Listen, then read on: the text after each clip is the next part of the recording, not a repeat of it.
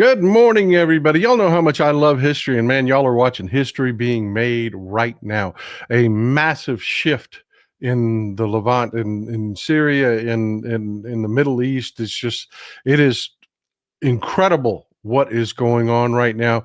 But I'll catch you up and let's talk about the major players in the region and what we're looking at going forward. If you don't know what's happened, um, this is what's going on. Bashar al-Assad has stepped down. He's actually formally resigned. Even the Russians have said that the Assad regime is over. The Assad family has been a dictatorship over Syria since 1971, and that era is done. You know, we talked about it in the show, uh, previous show, um, the advances that the rebels were making. Without Russian support, really, the Syrian military didn't have much of a chance of standing up to them. They did exactly what we talked about. They cut off Homs, and once they cut off Homs, Damascus was done. Um, the big question right now that everybody's asking is, where is Assad? No one really knows exactly where Assad is. Um, there are conflicting reports coming out, but I will just tell you what what I know of the region and the speculating, what we know for sure versus, there's a lot of speculation going on, internet hype, people clickbaiting about Assad's plane crashed, and they're just, they're looking for, that's hilarious, Joe. That is freaking hilarious. We're going to talk about why this is so funny later on. Tulsi's house. Yeah. That's freaking hilarious, man. Um, but no, realistically, what we know, what planes left, what we've tracked, where I believe he is, and I would bet my hat I'm not wrong about this. This is Syria, folks. Let's go to the map real quick so that I can tell you where I think Assad is.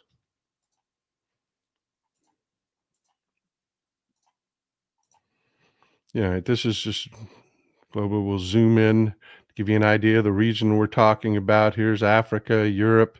There's Ukraine, the Black Sea, Turkey. And we'll zoom in a bit to Syria. This is Syria. We know Assad has fled Syria. He's resigned his position. The prime minister of Syria has vowed to work with the rebel forces to establish a new government to help them not be part of the government. The old Assad regime is done. But they have talked about assisting, just cooperating, so that it doesn't have to be a bloody mess moving to the next government.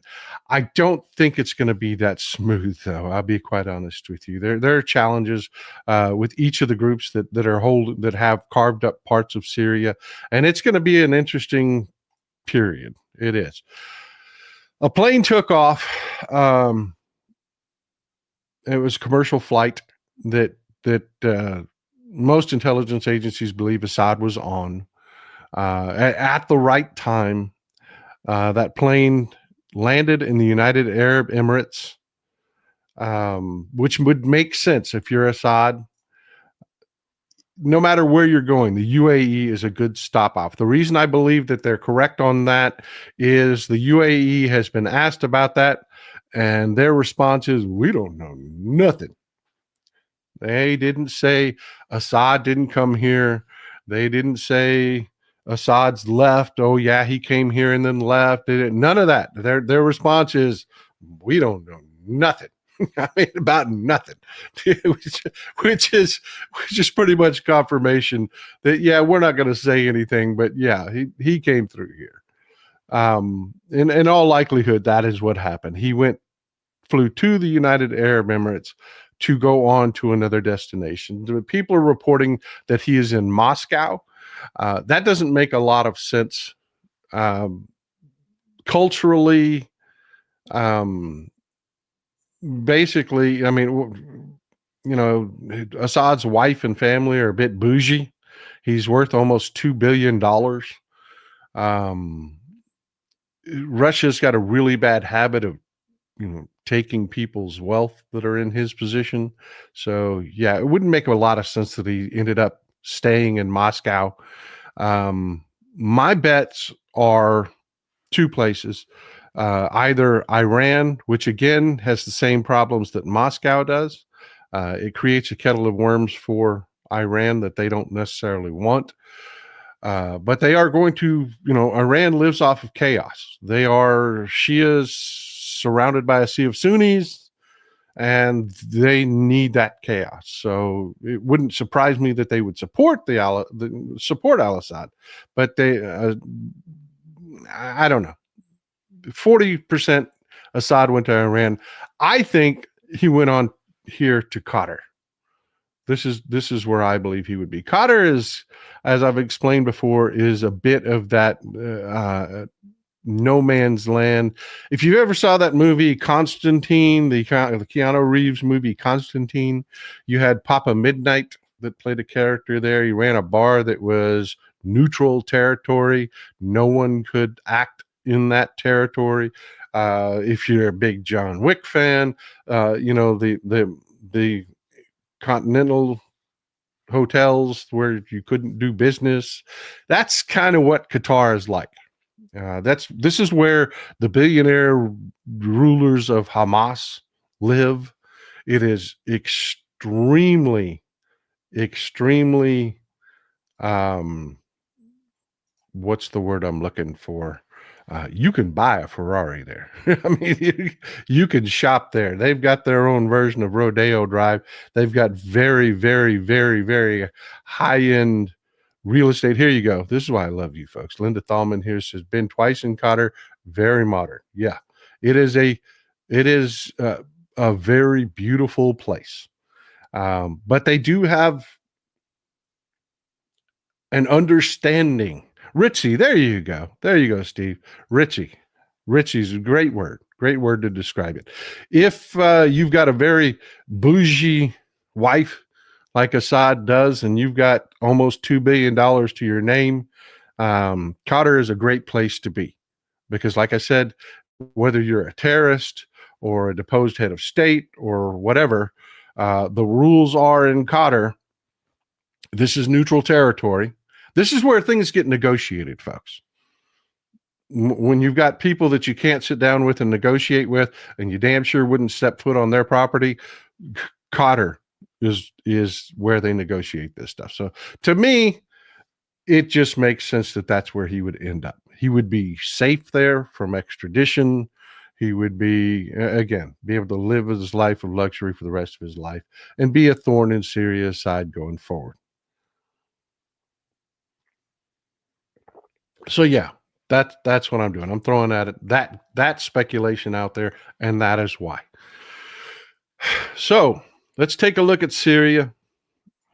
Let's take a look at what we're doing. This is a map. Is actually from about 5 days ago. It's dated yesterday, but it's actually a map from about 5 days ago. But it's a good reference to give us an idea of what Syria is looking like now.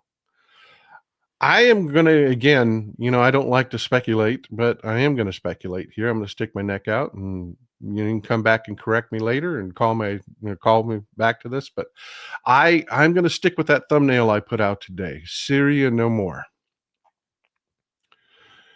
And this is why. We've got three major groups to talk about here: the SNA, Hayat Tahrir al-Sham, which is the rebel group you see represented in red here. And again, this is from like 5 days ago. That this is not accurate of who holds what. There is not a map from today because everybody's kind of holding their breath. They don't know who's going to hold what. The striped region in the south was kind of a mishmash of every little town kind of had its own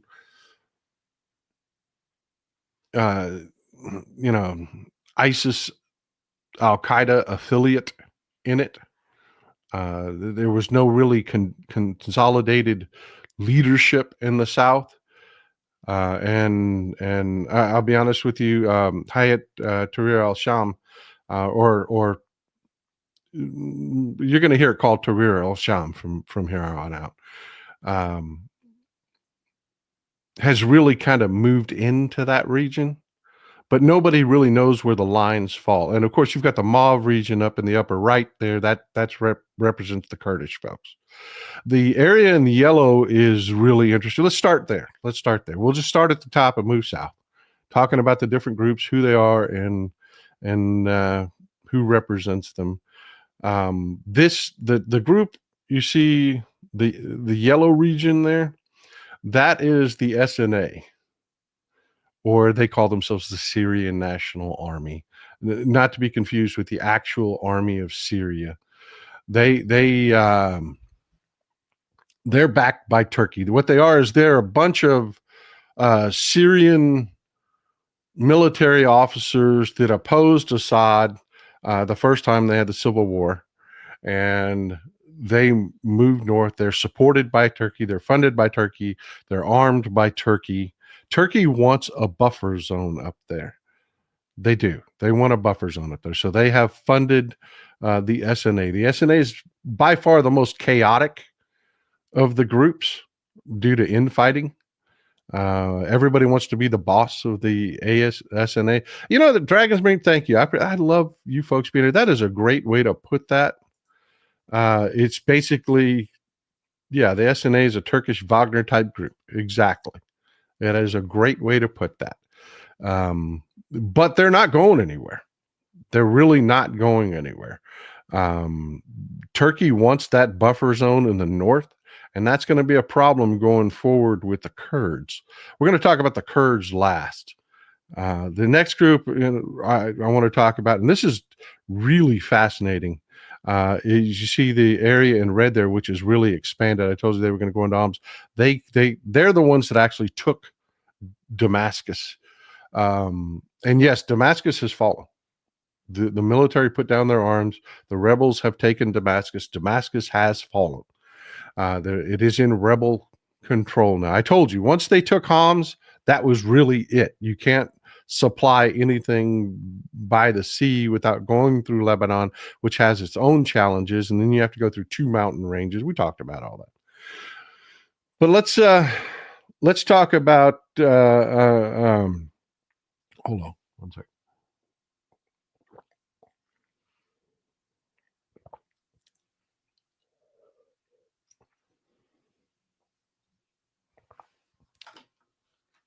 Let's talk about Tahrir al-Sham.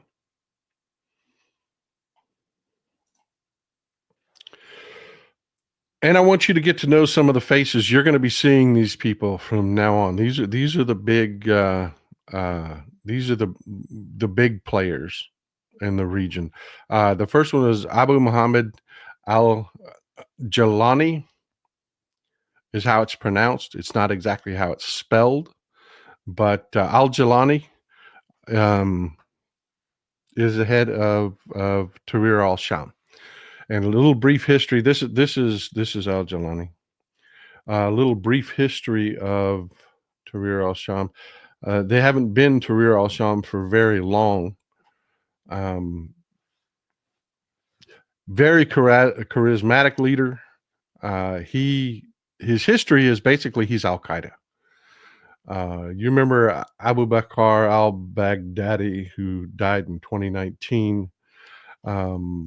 Just a reminder who Baghdadi was and how we ended up with al-Jalani basically running Syria at this point. You remember Abu Bakr al-Baghdadi?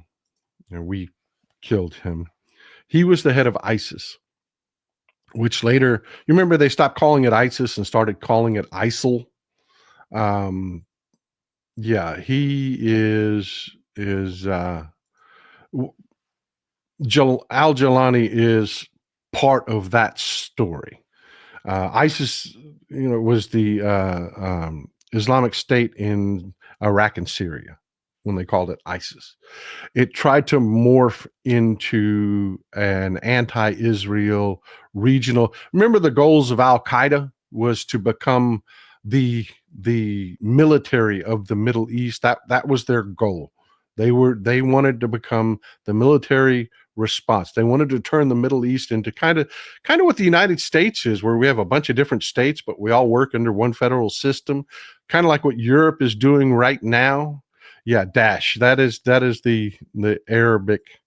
That is the Arabic uh, um, acronym for it. But ISIS morphed out of that. And when they were just in Iraq, they were ISIS. When they were in Iraq and Syria, they stayed ISIS. But then al-Baghdadi got regional aspirations right before he died. What he did was he was very wealthy, very powerful, had access to arms via Iran. He made al-Jawlani. This is who the guy is. He has been. His dad was a supporter of the PLO. You could say he was part of the PLO.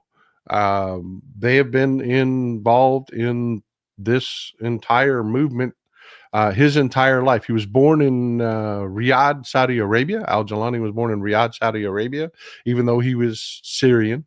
They moved from there to Iraq. He's moved around. When they hit Syria, he became more and more radicalized, became part of Al-Qaeda, then later ISIS, then that became ISIL. ISIL is when they started to recognize that al-Baghdadi wanted to be that entire regional. He wasn't just going to stay in Iraq. He wasn't just going to stay being a thorn in eastern Syria. They added the Levant to their name. That's where the L comes from. They changed it from ISIS to ISIL. You remember our generals calling it ISIL, and everybody's like, what the hell is ISIL? I know what ISIS is. I remember you talking about ISIS. They're the bad guys. Who the hell is ISIL? That's where ISIL comes from. They changed the name to the Islamic State of Iraq and the Levant instead of Syria. So they dropped the S. Long story. Sorry about that. So you're getting a feel for who al-Jawlani is. He's a terrorist. He is very charismatic leader. Very. Guy's only 42 years old. Yeah, he's only 42 years old. And he's been able to do what a lot of people were not. Even Assad was not able to do. He's able to go into these groups. Like in the reason Assad was able to hold on to power as long as he was is especially in southern Syria. Like I said, every town had its own chapter, its own group. I mean, they may have said, oh, yeah, well, we're part of Al-Qaeda, or oh, yeah, we're part of ISIS, and we're part of ISIL, or whatever. But they were really factionalized. And al-Jawlani has had a lot of success in really selling the dream to these people. He is, I mean, take a look at the guy. He's not, I mean, I wouldn't call the guy good looking, but he's, I don't know, maybe, I don't know. I don't judge that very well, but he's not repugnant to look at. He doesn't look like, I mean, al-Baghdadi was hard to look at, and bin Laden was hard to look at. This guy's actually fairly decent looking. He cleans up well. You see him often wearing a suit. He's not always walking around in the jihadi gear. He's really, yeah, that's a great way to put it. Stephen, yeah, he is a franchise. He is. And he was able to tell al-Baghdadi when al-Baghdadi wanted, was having his ISIL dreams, no, we're not doing that. He had formed a group. He was funded by al-Baghdadi, like I said, funded by al-Baghdadi. He was armed by al-Baghdadi, and he formed a group called Jabhat al-Nusra to begin with.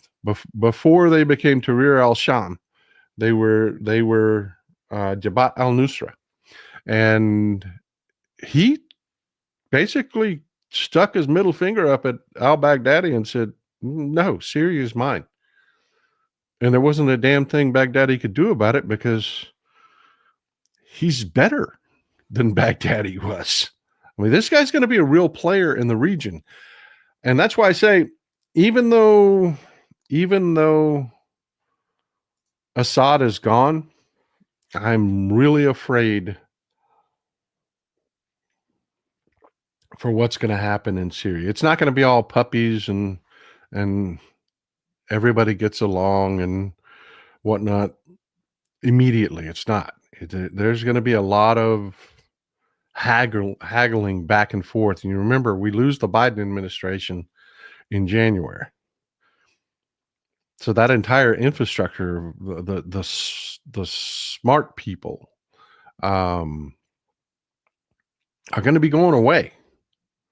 They are, and Trump is a buffoon, and he's appointing buffoons, people with deep conflicted problems. You know, you've got Tulsi Gabbard coming in as the director of national intelligence. It's just not, this is not ideal for the situation. And let's talk about this before we talk about the Kurds, um, because the Kurds are actually facing the most challenging situation here. They're the happiest story, but they have got the hardest road ahead of them. And we'll get into it. It's pretty complex. We'll get into it here in a minute. But yeah, Tulsi Gabbard, I mean, you've got staff members that are coming out that are trashing her, saying that she was addicted to RT. RT being Russia Today. We've talked about that before. It's straight Russian propaganda. And she was constantly sharing it with her staff and other members of Congress, and and they would tell her over and over and over again. These staffers have come out and they've talked to ABC, they've talked to several people, because they just had forgive me one second. They just had a bunch of former members of our intelligence community that know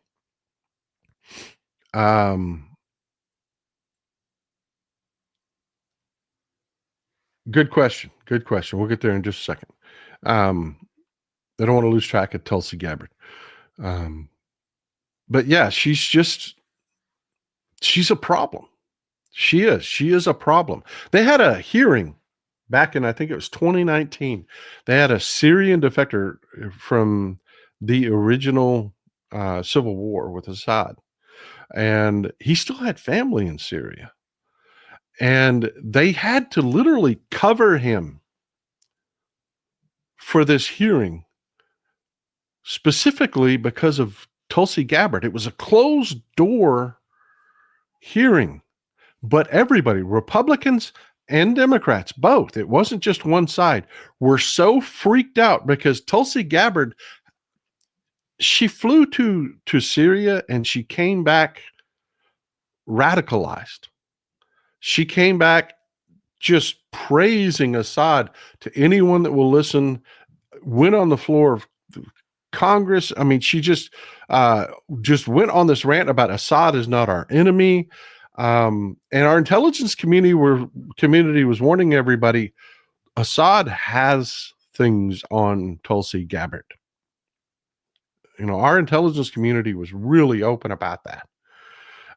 And everybody's in a full freak out mode about this, especially before the Assad regime collapsed, because she just couldn't be, you had John Bolton came out talking about how complicated this gets now, because the Assad regime has dirt on Tulsi Gabbard. I mean, he's just frank about it. He doesn't beat about the bush like everybody else about, oh, well, you need to talk to the intelligence community, this, that. No, John Bolton just said, look, I've seen the intelligence.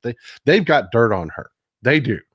And now where it just gets really freaky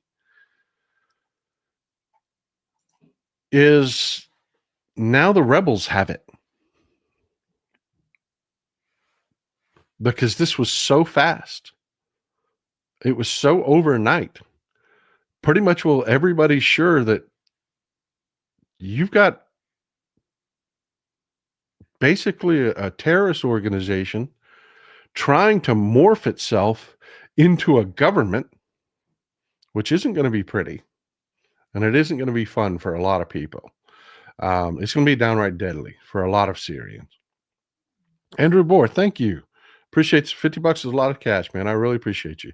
Keep up the good work, Paul. Let's stay ready for things to be bad. 2015, I said tanks in the street. People think it can't happen here. USA, yeah, Syria, yeah. Trump's getting his military parades. He is getting. We're going to talk about that a little bit later when we finish up with Syria.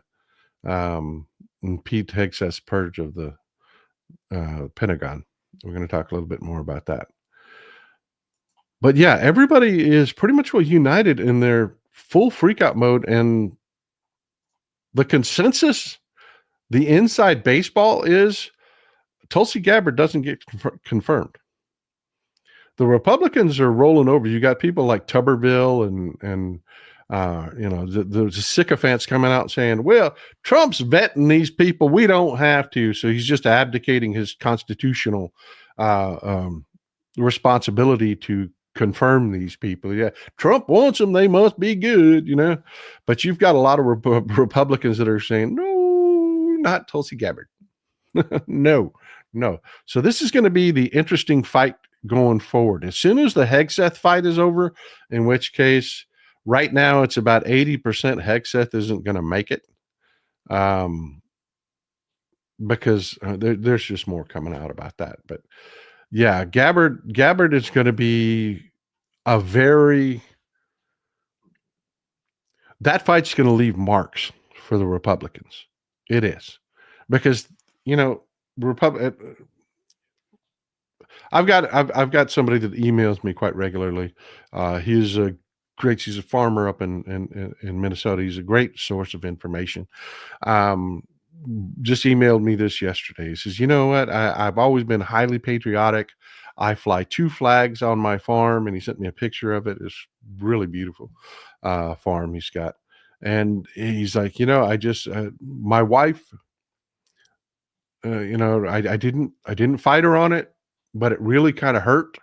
But she took the American flag emblem off her car because she didn't want people to think that she was MAGA. And he said, man, this isn't okay. I'm a patriot. I love my flag. I love my country. I'm not going to cede this to them. Amen, brother.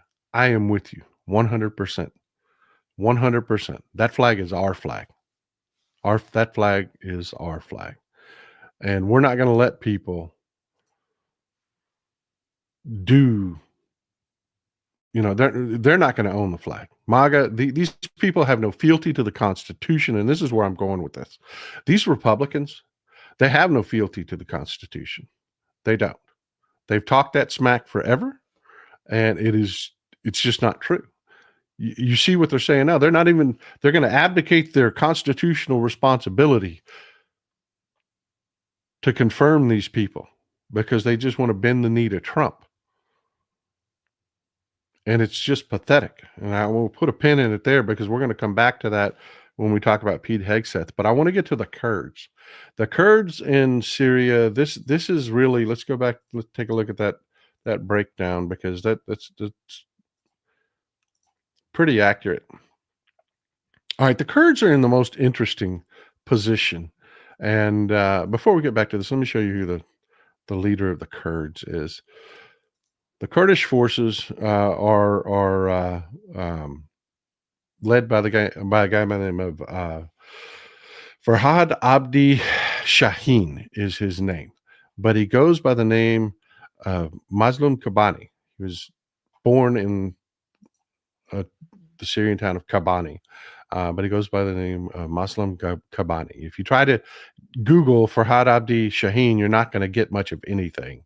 But if you Google the name that he goes by now, Mazlum Kobani, this is who we're talking about. He is the head of the Kurdish forces in Syria.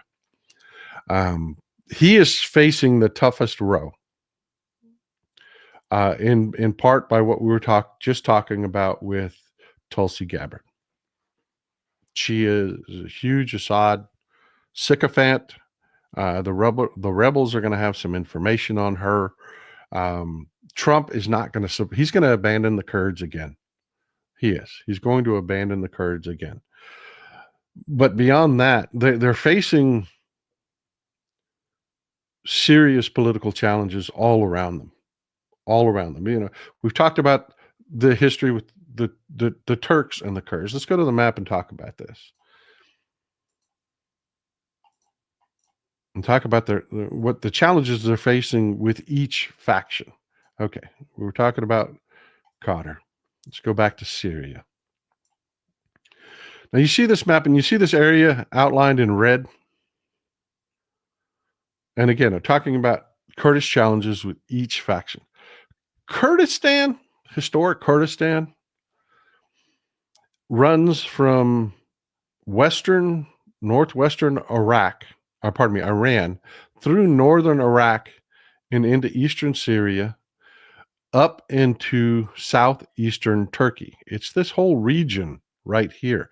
And in fact, that area in red is actually a province in Iran called Kurdistan. It is the Kurdistan province in Iran.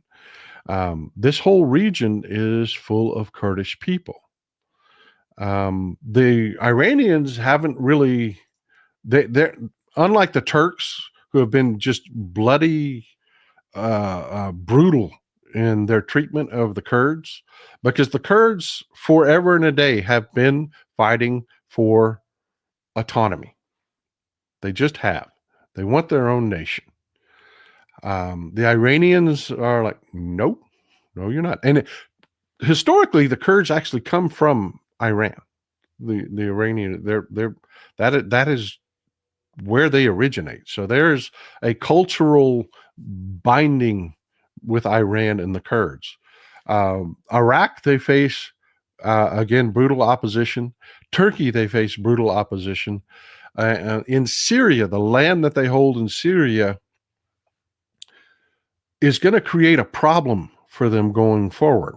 If it was just lousy, nobody would really fight them for it. But the Kurds are sitting on the biggest chunk of the Syrian oil fields. Mr. Knudsen, I'm so disappointed in the American people electing a charlatan, rapist, criminal, and man with no morals to be president. Why? Because of egg prices? Yeah. Brother, we're going to be apologizing for this for years. We are. We're going to be apologizing. So let me zoom in to the map and show you some of the regions, just so that we're clear on what Kurdistan is. All right. We have, like I've told you before, we have bases here in eastern Syria.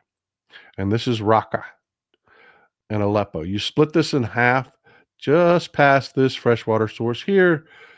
All of that territory is Kurdish-controlled Syria, except for a little buffer zone area here that's controlled by the SNA, and a buffer zone over here that's controlled by the SNA. This, and I'll give you some idea why the Iraqis so brutally opposed the Kurds. These are the oil fields in Iraq. You see the green here are, one second. The green areas here are pockets of oil. Now, you see, this is all predominantly Kurdish territory. Erbil, Duhok, Mosul. These are all Kurdish. This is why the Kurds fought with us in Iraq. And here is Kurdistan, here where it says Iran on this map. That's Kurdistan. So you see, the Kurds from Syria all the way to Iran are sitting on prime oil territory. They just are. And that is why Iran says, no, you can't be independent. You sit on our oil. We're not going to give you our fattest oil fields. Iraq brutally opposed the creation of a Kurdish state in northern Iraq because they're sitting on Iraq's prime oil fields. Same thing with Syria. Although I think this is going to be different. It's going to be a different fight going forward. And I just want to be clear about that. This isn't going to be all puppy dogs and everybody sits down and eats cake. And you've got, al-Jalani is waking up to the fact that, yes, the Kurds have been his allies, and he could not have toppled Assad without the Kurds and our cooperation and the Turks in the north and all of that. But at the end of the day, the Kurds are sitting on the fattest part of Syria's oil fields, and they want it. Like I said, they're gonna carve it out, and they're gonna say this is Kurdistan. This is Kurdistan, and you've got Muslim Kabani that is looking at being incredibly wealthy, incredibly powerful. I mean, think about that for a second, folks. The shift in this region. It's a tectonic shift in this region for the Kurds, because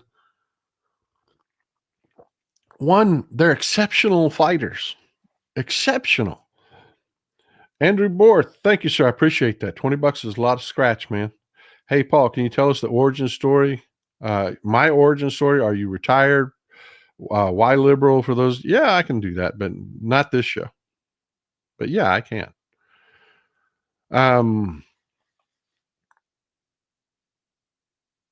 But yeah, I mean, are you starting to see the complication there, folks? Syria's longest green, its source of income, the reason Russia was interested in it, the reason we have bases there, the reason the entire region wants to stabilize Syria, the Kurds are sitting on it. And they're going to own it. So, yeah, that's what we're looking at tomorrow. I mean, let's all celebrate that Assad's gone. He was a brutal dictator. But you have a very charismatic former member of al-Qaeda who is, and to be fair, I'm not going to condemn al-Jalani. I'm not.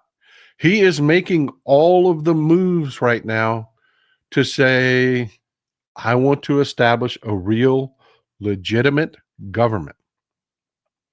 I don't want I won't take reprisals on people. This is what he is saying. I will not take reprisals on people. Beefs of the past are the past. Syria is mine now. But what is he going to do for money? And then you have the Turks in the north who are funding former Syrian military because they want that buffer zone. They have a terrible history with the Kurds, just like they do the Armenians. They want that buffer zone. And the idea of them sitting there watching, Muslim Kabani just grow into an incredibly wealthy, powerful faction right in the middle of the region is terrifying to Turkey. It is. I mean, if you had brutally oppressed, so it would be akin to what the United States would do if suddenly the Navajo Nation was found to be sitting on the most precious mineral, invent some mineral, name, big buxus, whatever mineral, and suddenly became one of the wealthiest, most powerful nations on earth. How would the United States government react to that? Because, the first people have some legitimate beefs.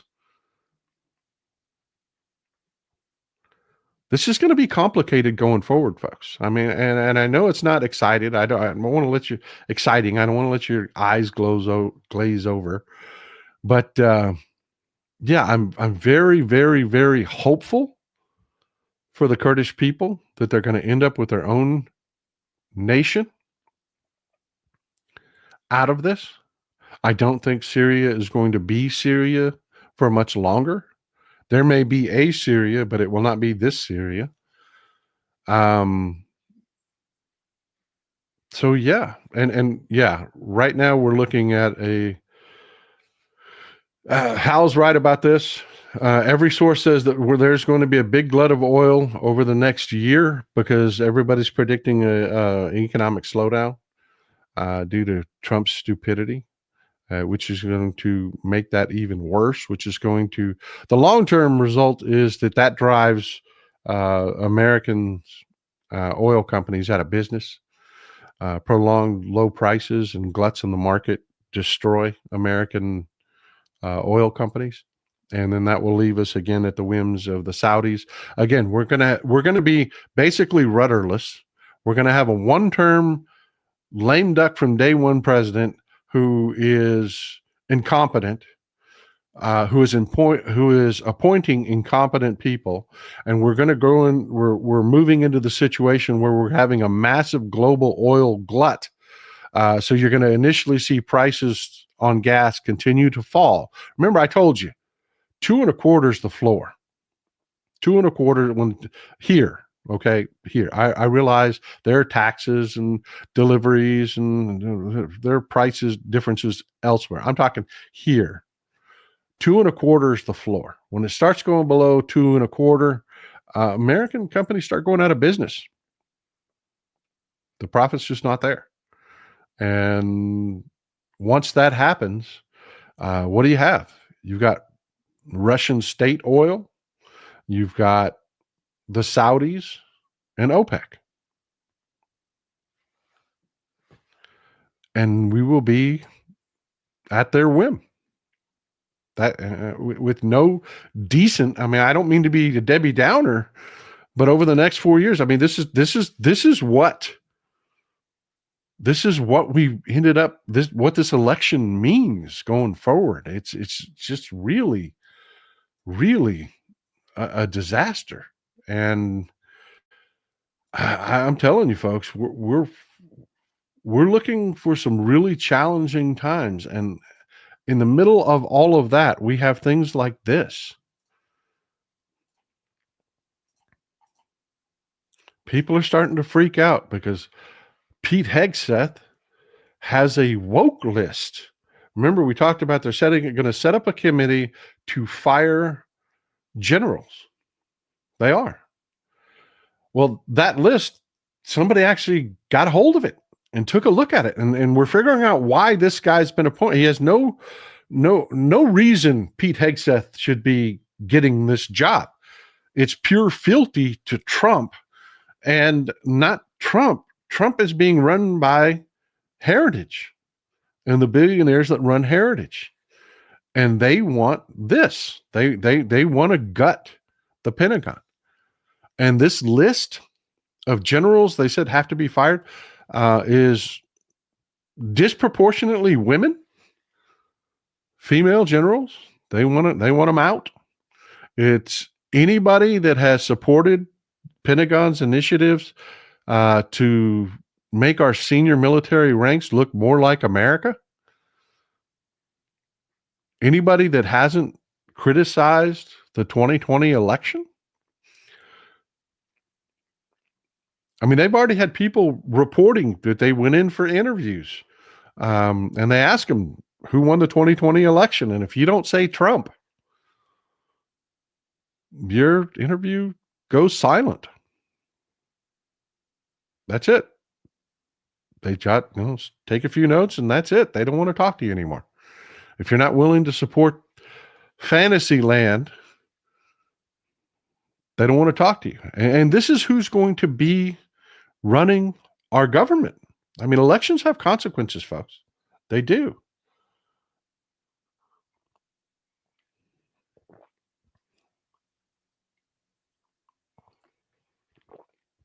We have not just the Pentagon, where they're talking about taking good qualified officers and replacing them with sycophants. I mean, and think about that. What kind of employee do you have if they're willing to say Biden was never elected?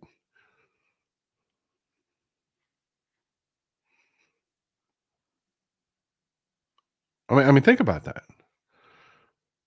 And that's who's going to be running the administration of our government. I mean, the upper echelons of management. That's literally what the job interviews have been like. And they're asking their opinions on January 6th. So if you don't support a coup, you don't work for the federal government. What does that leave us?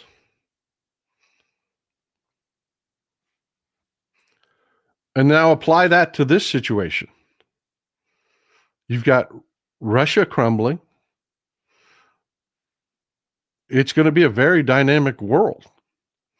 You need smart people grounded in reality, in our military, in our foreign services, handling our day-to-day regulation.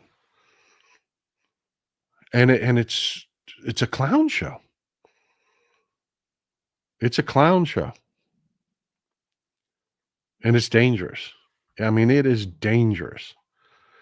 And they cannot figure out for the life of them why we're not down with it. I want to show you this. This happened, and this is where I want to lead into our roundtable discussion, because I want to hear from you folks about this.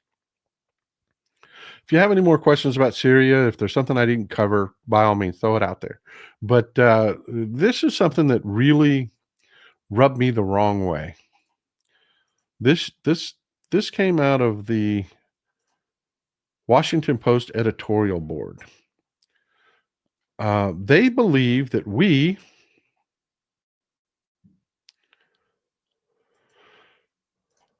have a bad attitude about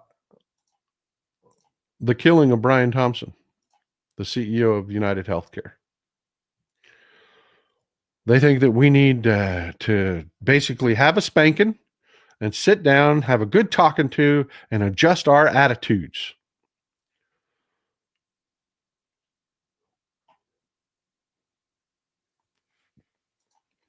Where are you coming in on that? Because I have to tell you, my feeling on it was like, what took so long? I mean, I'll be honest with you. I don't want to go down to this road, this dark road that we're heading down. I don't want to be there. But the way you legitimately not go down that road is regulation. Forgive me. Still fighting a little bit of that cough. I'm down to the last little bit of it.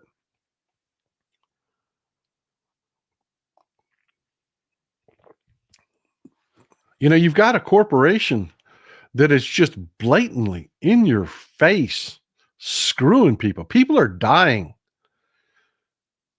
because they're stuck with United Healthcare health insurance. They're being denied care. They're being denied coverage. And they're just more and more and more egregious stories. There was a doctor that talked about a patient that they had. It was a suicidal patient. A suicidal patient. He wanted to send to a psychologist for treatment, and United Healthcare denied it and said, "No, you can't. We're not going to pay for to have him put in an institution to be dealt with. We're not, to get treatment, the serious level of treatment. He needs to just go sit down and talk with a counselor." And the doctor it was his counselor that referred him to me. It's in the medical history. This kid, his counselor, and I both think this child needs to be hospitalized and is a danger to himself. He is stabbing himself with kitchen knives.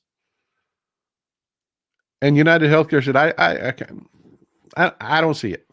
I don't see it. Story after story after story after story like that has just been, people have just been testifying. And you've got the corporate media that are so freaking out of touch. They're like, we're bad people.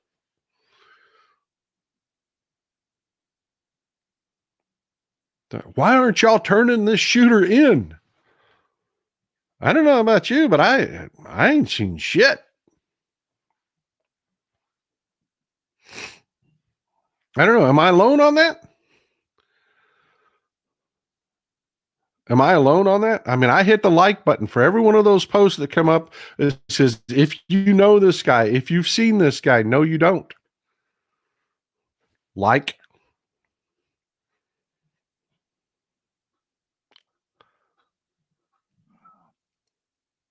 I took a little bit of umbrage with the elitist, billionaire suck ass editorial board at the Washington Post telling me I needed an attitude adjustment when billionaires have been engaged in a class war against us. Amen, brother. What shooter? I don't know what you're talking about.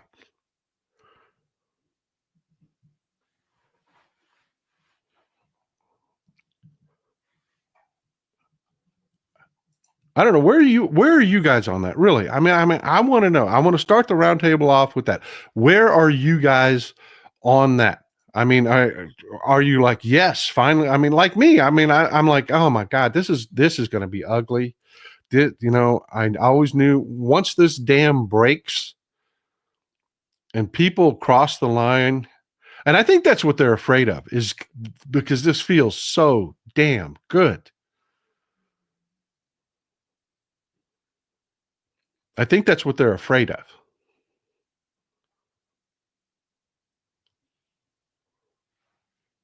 And I'm really surprised. That was my response. What the hell took so long?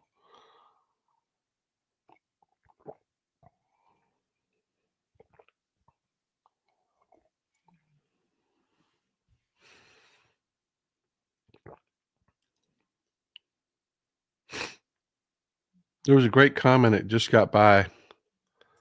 There you go. Cynthia Nelson. I only felt bad for his children. Yeah. I'm not inhuman. I don't think you're inhuman either. I don't think anybody's gleeful that his children or his wife or his family, his brothers, his sisters, his mom, dad, if they're alive, are grieving. I don't think anybody's happy about that. But I don't, I mean, good God. That man was part and parcel to something that is god awful.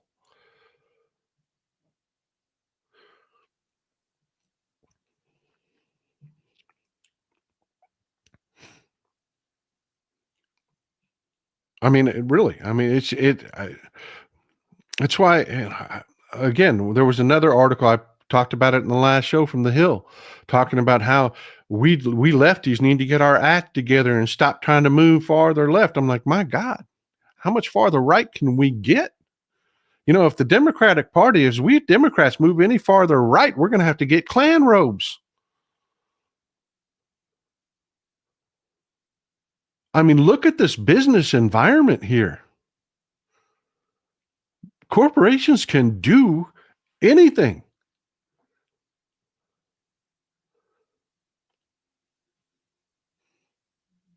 The wealth gap is growing astronomically fast. And we're not doing anything about it. You've got a whole culture in the Republican Party that if you even talk about it, well, you're socialist. We don't need none of that socialism around here. We need to let them corporations do what them corporations want to do. That's where we are as a country.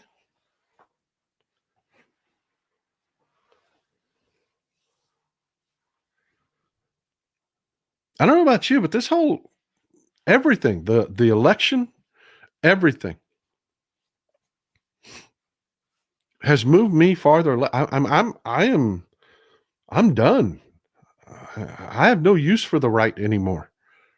I am running hard left after this election. No, you didn't defeat me. You inspired me.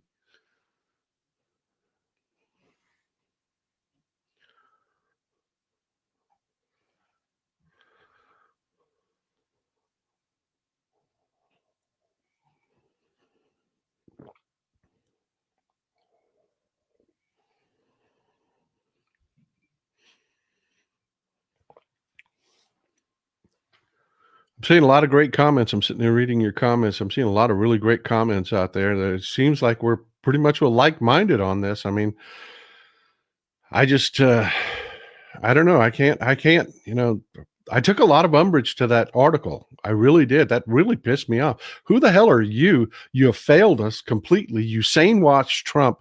You're billionaire sycophants that push anything and everything that they want. The New York Times, the LA Times, CNN, hell, 3/4 of MSNBC, all of you are sane washing this crap. And you want us to feel bad? I don't feel bad. I'm surprised there hasn't been more. Amanda is so sick of the Never Trump people wagging their fingers at us on what the Democrats did wrong. Yeah, screw those people, man. We just, this last election was a 50-50 election. I mean, if you want to pretend like most of the country isn't where we're at, go ahead, but it's not reality.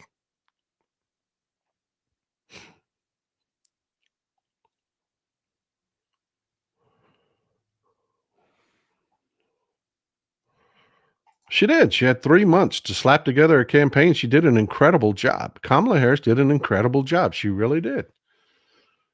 And frankly, folks, I'm just going to say it again.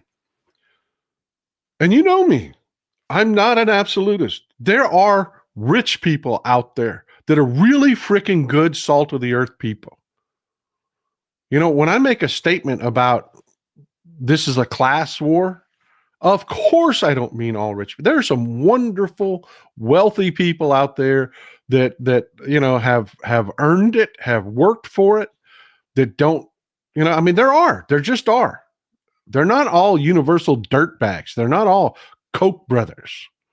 Mark Cuban, he has moved to trying to make his, just use him as, do I think he's a perfect guy? No. Do we agree on everything? Hell no. Hell no, we don't. But you know what he's trying to do right now? There is an entire, on your drugs, there's an entire layer of profit takers in between you. There's like 4 layers before you get your drugs. That's why they're so freaking expensive. His new company is direct purchasing from drug manufacturers, cutting out all the middlemen. Kudos, man. Yeah, man. I hope he makes $1 trillion doing that. It's a good thing. Yeah. Oh, there's another great example. Dolly Parton. Yeah, she is a saint. Why she hasn't been sainted yet, I don't know. So when I talk about a class war, just buying myself some credibility there, it's not every rich person. It's not even every billionaire. But man, you've got them out there. They are they shot their shot with this last election. Elon Musk took the mask off and spent a quarter, after telling everybody, the liar told everybody, I'm not contributing to anybody, spent $250 million on this last election to support Trump, to get Trump elected. Why do you think he did it? I mean, he completely destroyed his brand alienated his customer base. Why do you think he did it?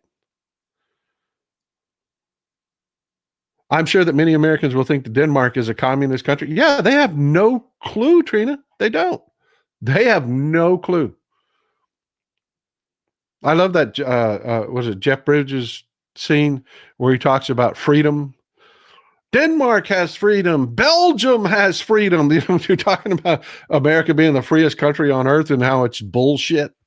They're they're free countries all over the world.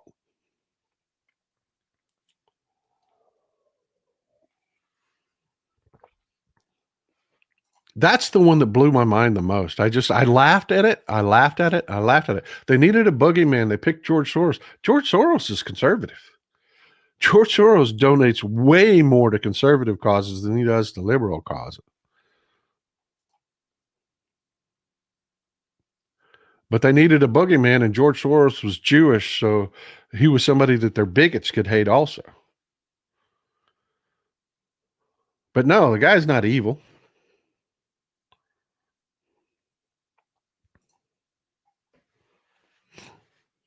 But yeah, where I'm going with this, and I don't want to lose it, is there's a class war against you. They're saying that our dying middle class is still too privileged. They are. They're saying just basically, you saying healthcare is a human right makes you flawed and broken because the billionaires will have to pay for it. Duh, read a history book. Who do you think pays for everything? You think poor people pay for shit? Never, never have. We're labor. That's what we are. We're an asset. That's what we are. Rich people pay for everything. In every government, everywhere, they have always taken from the rich to fund every project. Everybody likes to talk about Rome and aqueducts. Christine said, thanks for the hell of a donation there. I really appreciate it. It is a class war. Nick Hanauer is another billionaire who sees the wrongness and the level of inequality we have to come to. Yeah. You want to know why they took their shot? You want to know why they took their shot with this election? One, because they have a candidate that's just so blatantly and openly corrupt. They know he is incredibly corrupt. But the last time wealth disparity was this bad here in the United States, you know what we did? We taxed the living shit out of them at 90% and built the nation that everybody loves today. Yeah, that's what we did. We built our infrastructure. We built our ports. We built our electrical grid. We built our social programs. The Social Security, one of the greatest poverty fighting programs to ever exist. We taxed the shit out of rich people and built it all. And they don't want that to happen again. So they shot their shot. Yeah, here's the thing. Reagan didn't just happen. Reagan was the result of decades of fighting. Reagan was a liberal back in the day. It's when he got money, when he was a successful actor and fell into that sphere, that he became radicalized by these groups. Like I said, there are factional groups of billionaires that are at war with you. Elon Musk being one of them.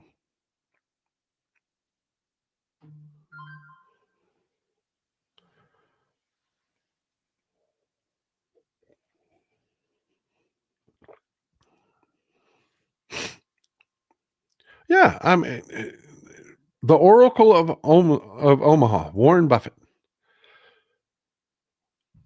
He horrified these people, just horrified them. It's a good speech. Google what Warren Buffett said about taxes. He talked about how much they paid in taxes. And he talked about how few more billionaires would have to actually pay taxes, and none of us would. Not a penny. Everything would be completely funded, and everybody would still be rich. It's not like we have to break them. They're still going to be fabulously, fabulously wealthy.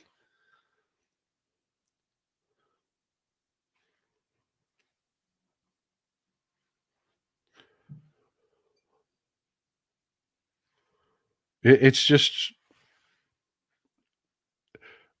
circle that back around to we need an attitude adjustment because we're happy that a greedy CEO got shot. You know, I'm still sitting here scratching my head. The CEO is just an employee to the billionaires that are waging war on us. Why was it just a CEO? To me, that shooter didn't have any imagination.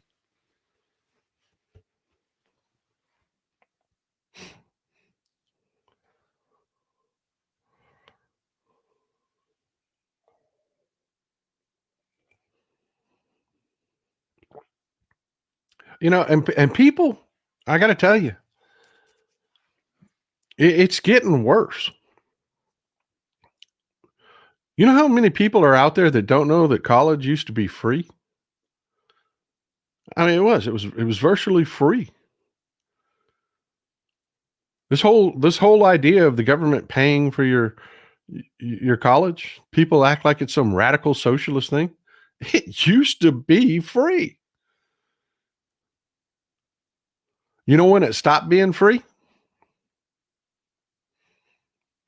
I'm going to test you people. I always brag about you and how much you know and how informed you are. Anybody out there know why college quit being free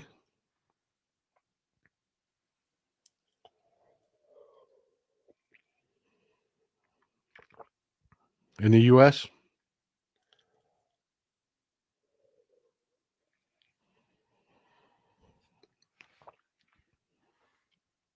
While y'all stew on that for a second, I want to answer this question. Colleen Sarah, thoughts on Nick Fuentes' arrest? Damn right. Damn right. Look, I live out in the sticks. You got to trespass a lot to knock on my door. You do. So when somebody just shows up at my door, I'm suspicious. I am. But you know how many people I have shot with pepper spray and had, basically pushed down a set of stairs? None.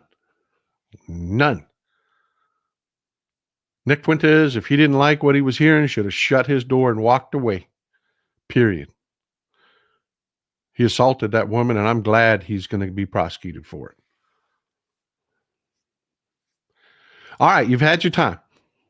Anybody? Does anybody know why college isn't free? Boom. Boom. There it is. There it is, right there. Right there. Yep. 1960s, civil rights era. College used to be free and they used to be white.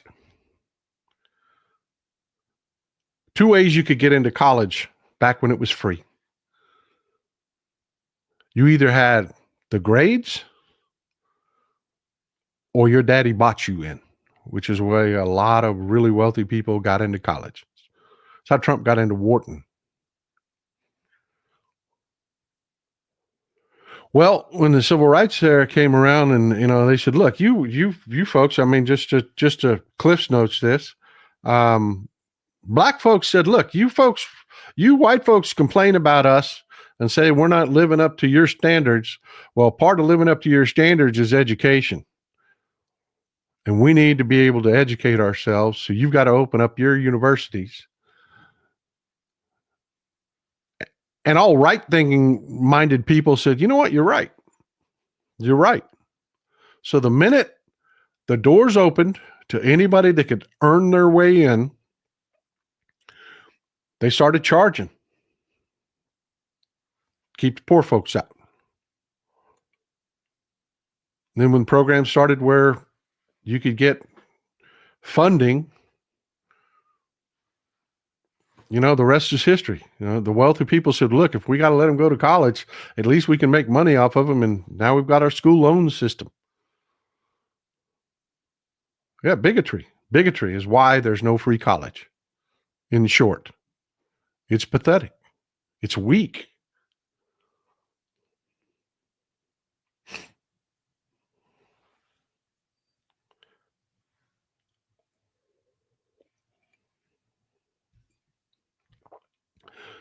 Point of where I was going with all that is this class war, it's been going on forever.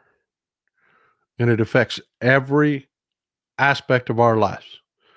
And this last election, they shot their shot. They took the masks off and they said, we're all about deregulation and let the governments do what, let corporations do what they want to do. We've got our wrecker in here who's going to destroy every institution that can possibly stand up to us, and we're going to have an oligarchy. And you and I are the only ones fighting against that. You and I are the only ones fighting against that. And I want to wrap this up. If y'all have time, do y'all have time for a quick story? I want to tell you about somebody. Y'all have time for a quick story? I know we're an hour and 15 in. I'll try to make it short. I want to tell you about Johnny.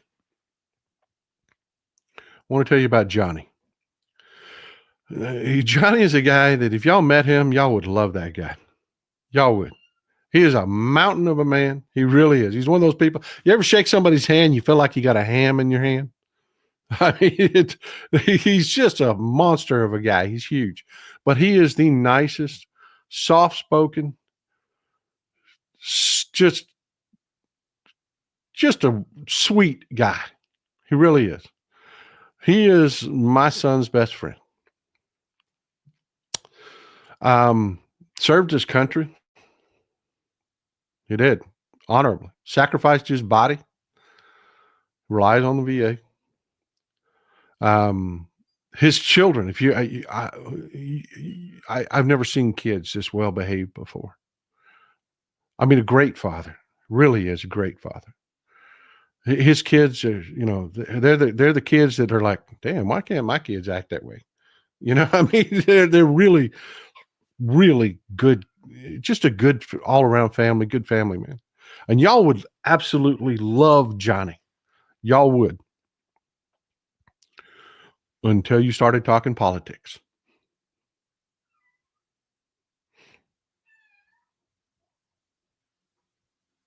And then it would be over.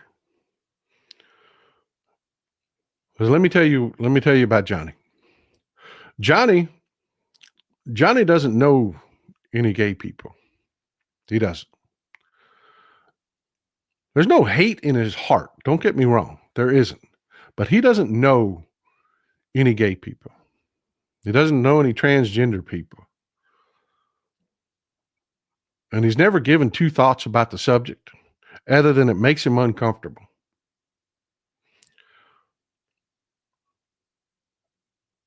And let me give you an example. Do y'all know that we had a transgender activist drop her dress at the White House? Pull her dress down and show her boobs at the White House. She's been banned from the White House. Most of y'all don't know anything about that. Most of y'all don't know a damn thing about that. But it happened. They were having an LGBTQ plus event at the White House. And she thought it'd be a good idea to, in front of the cameras, drop her dress at the White House, pat her boobs. The guy she was with patted her boobs, and they all thought that was great. Inappropriate as hell. And she's been banned from the White House. And I see so many people who never heard of that. You know who heard of that? Johnny.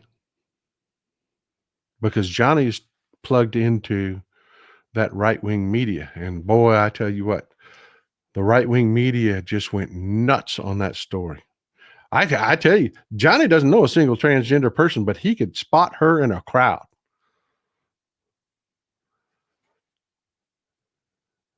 Yeah, this is where I'm going, folks. This is where I'm going. That's a great comment, man. You always have great comments, Mr. McBastich. But let me tell you where I'm going with this. Immigrants. Johnny knows immigrants. He does.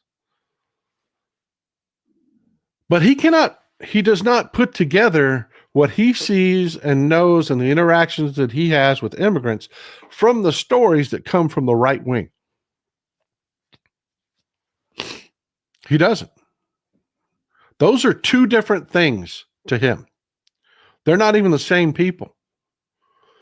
And when we're talking about mass deportations, in Johnny's mind, it's not these people. It's going to be somebody he doesn't know.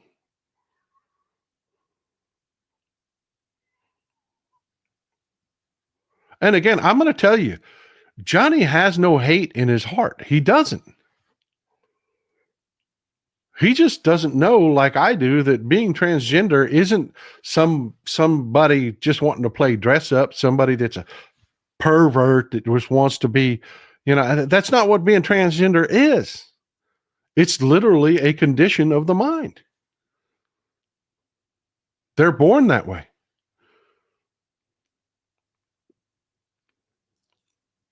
And that's a great way to put it. He's ignorant on several subjects, but worse than that, Johnny, who is, I'm telling you, if you never talk politics, would love the man. Absolutely love the man. Is fed misinformation. And so here's where I'm going with this. Johnny relies on the VA. And Johnny voted in this last election over a lot of shit that wasn't true. Remember, the Republicans spent $250 million to make sure Johnny heard all kinds of, make sure he saw that transgender activist's boobs. But Johnny relies on the VA. He does, because he sacrificed his body for this country. He did. That man deserves every bit of care he gets. And the first thing that's top on their list to cut is the VA. And when that happens,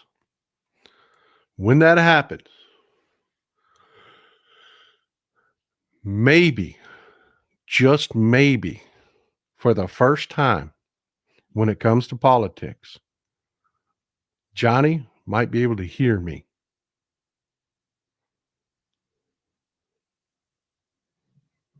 Because it's always been us. It's always been, because this is the reality. This is the reality.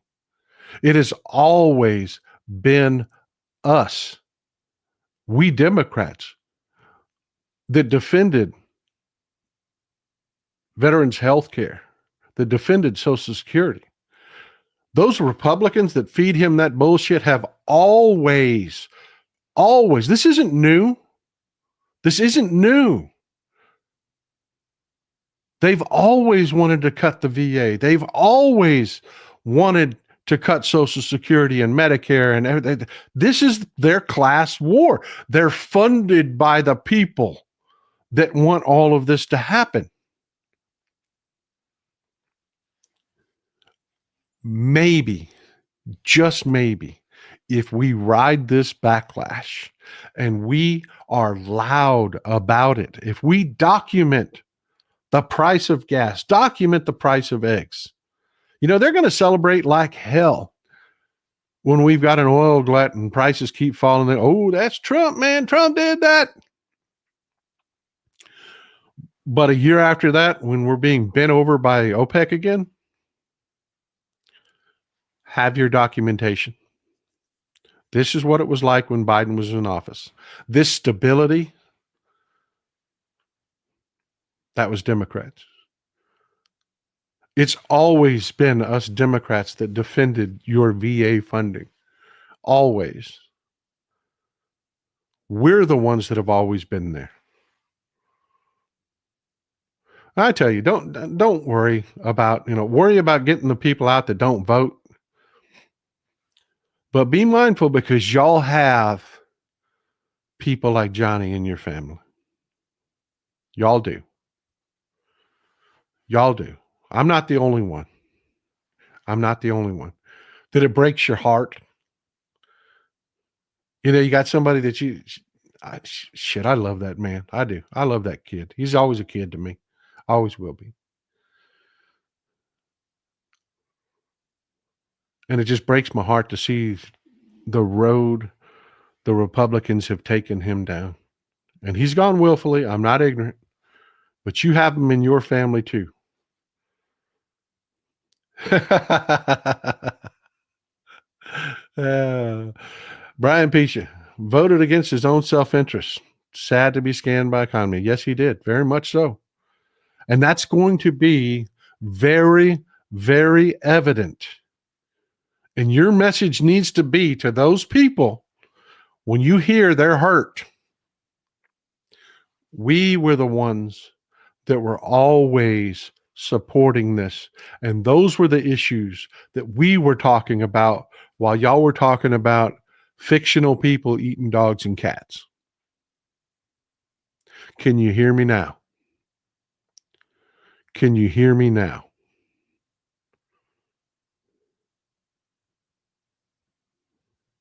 That's what I mean by ride the backlash. People ask me, what do you mean? What do you mean ride? What can I do? This, that, and the other. This is the things I'm talking about. It's not hyperbole, folks. When I tell you, take your phone with you. Take your phone with you. When you go shopping, bought some steaks today. Good price. Take a picture. That picture's going to have a date on it. You can go back and say it was this day at this time at this supermarket. This is what I paid.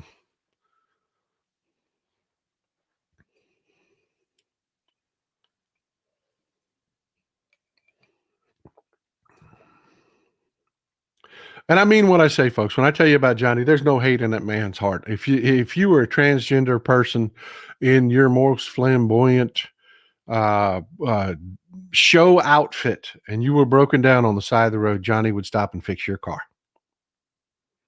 He'd be uncomfortable as hell, but he would do it.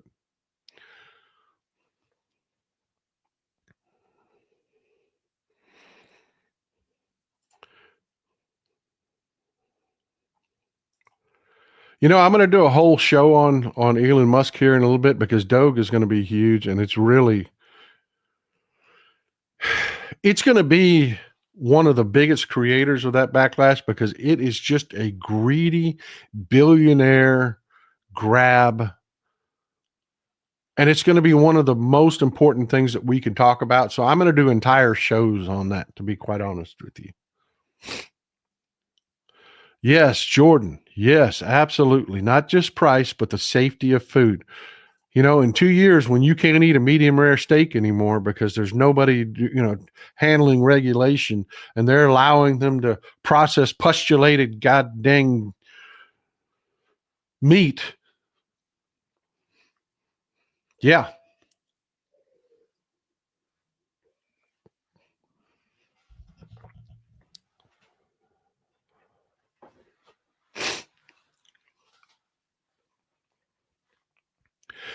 Well, folks, it's been another hour and a half and it's Sunday.